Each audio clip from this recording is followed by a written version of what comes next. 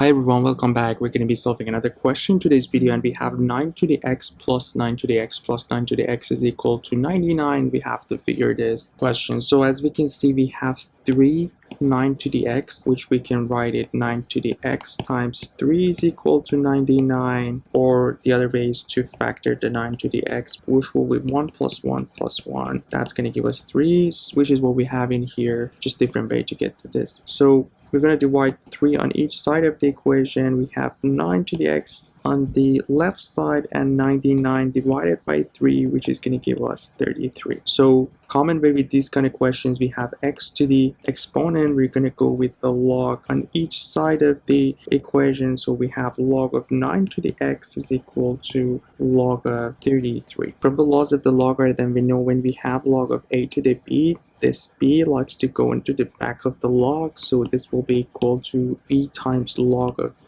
a, and here we will have x times log of 9 is equal to log of 33. So let's simplify this a little bit more. We know 9 is 3 squared, and log of 33 can be written as 3 times 11. And another laws of the logarithm, when we have log of a times b, this will be equal to log of a plus log of b. So here a and this is our b. We have the same scenario for our 2. It can go in the back of the log. So basically we have 2x times log of 3 is equal to log of 3 plus log of 11. So if we divide each side of the equation by 2 times log of 3 in order to have the x alone on the left side, we get log of 3 over 2 log of 3 from the first one, and from the second one we have log of 11 over 2 log of 3, and we can cancel out the log in the first one. So basically our x is equal to 1 over 2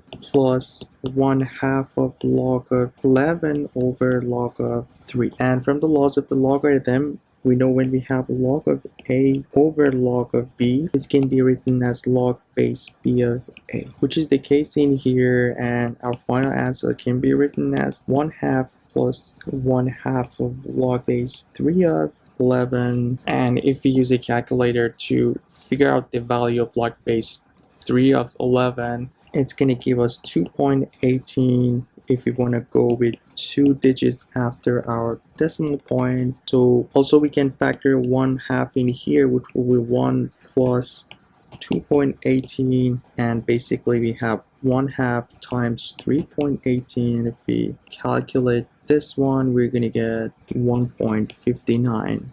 and the final answer for this question. Hope you guys enjoyed the video. Don't forget to like and comment and subscribe to the channel. It's going to help me to reach out to more students, and I'll see you guys in the next video with another interesting question. You guys take care. Have a good one.